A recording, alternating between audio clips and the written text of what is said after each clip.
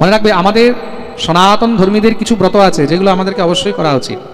শুধু একাদশী নয়, একাদশীর ব্যতিরেক আরও অন্য অনেকগুলোই কিন্তু ব্রত আছে যেগুলো আমাদেরকে করা উচিত।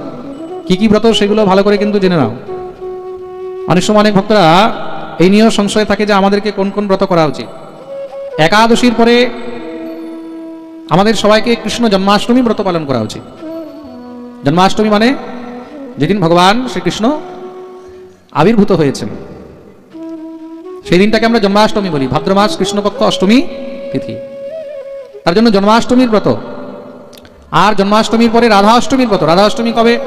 রাধা অষ্টমী হলো শুক্লপক্ষের অষ্টমী।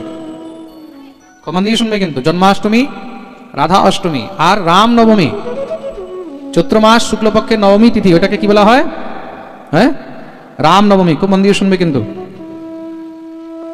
রাম নবমী ব্রত। কৃষ্ণ জন্মাষ্টমী, রাধা অষ্টমী, রাম নবমী।